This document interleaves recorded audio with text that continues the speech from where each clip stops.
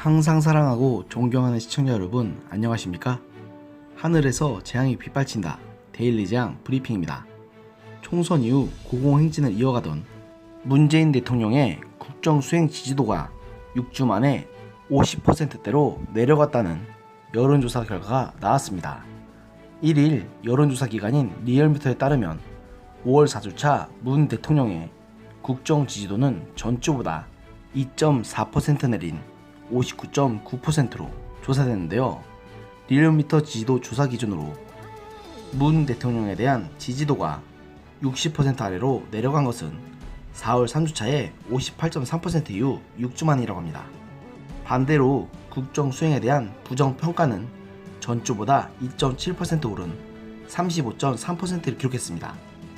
정당 지지도는 더불어민주당이 전주보다 0.4% 하락한 42.1%를 기록했고, 이어서 미래통합당 26.3%, 열린민주당 5.6%, 정의당 5% 순으로 나타났습니다.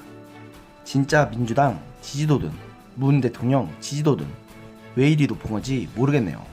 이번 조사는 YTN의 의뢰에 따라 전국 18세 이상 유권자 2,518명을 대상으로 지난달 25일부터 29일에 진행됐고, 표본 오차는 95% 신뢰 수준에서 플러스 마이너스 2%포인트입니다.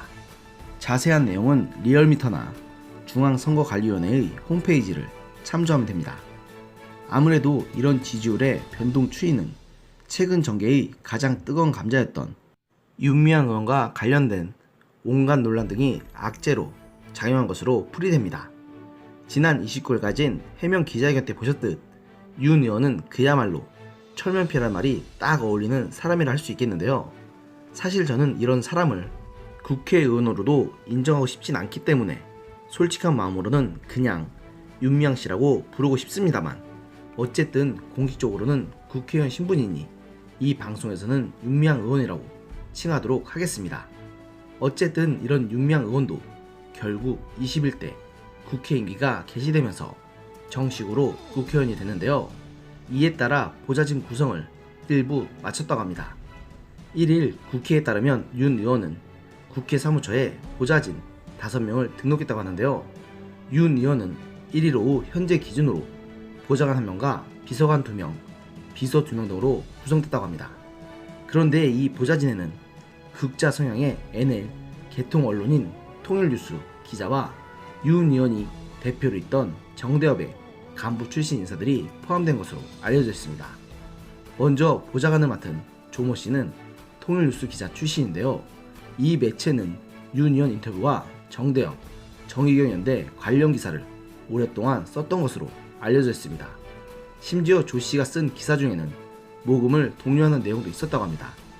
조 씨는 2019년 2월 정의원에 조의금 중 2천만 원을 김복동 장학금으로 기부한다는 내용과 함께 이번 기부활동에 함께하고자 하는 시민들의 참여를 받는다며 윤 의원의 개인 계좌를 적어놓기도 했습니다. 또 비서관으로 채용된 안모 씨는 정대협에서 언론 홍보팀장 등으로 일하며 윤 의원과 호흡을 맞춰왔던 사람입니다. 일단 윤 의원은 나머지 보좌진에 대한 채용에도 착수한 것으로 알려졌지만, 민주당 관계자가 이용수 할머니 기자회견을 기점으로 많은 보좌진들이 이력서를 제출하기 꺼렸던 것으로 안다고 말했기 때문에 당분간 보좌진 채용 때문에 애 좀 먹을 것 같습니다. 하긴 상식적으로 생각해보면 어느 누가 이런 사람 밑에서 보좌진으로 일하고 싶겠습니까? 어쩌면 저렇게 논란이 많은 사람들을 보좌진으로 채용한 건 정말로 윤 의원 주변에는 저런 사람들밖에 보좌진으로 쓸만한 사람이 없기 때문일지도 모릅니다. 저는 이번에 윤미향 의원을 보면서 영화 반지의 제왕의 절대반지의 영향으로 미쳐버린 골룸이 생각났습니다.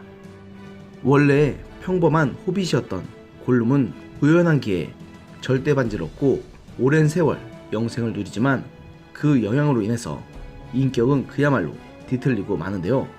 이번에 모든 비난을 감수하고 끝내 금배지를 사수한 윤 의원의 모습은 영화 속 절대반지만큼은 아니어도 아직 대한민국 사회에서 강한 영향력을 갖는 금배지에 눈이 멀어 미쳐버린 골룸과 같다는 것입니다. 한편으로는 정말 그렇게까지 해서라도 금배지를 갖고 싶은 건지 하는 생각이 들기도 하고요. 하지만 지금 금배지를 달고 있는 영광스러운 순간이 과연 언제까지 갈 수 있을까요? 이는 비단 윤 의원뿐만 아니라 코로나 정국을 통해서 대거 국회의원이 된 이른바 코드리 출신 민주당 의원들 전부에 해당하는 말입니다.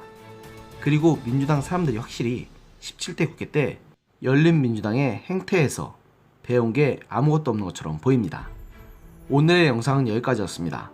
들어주셔서 감사합니다.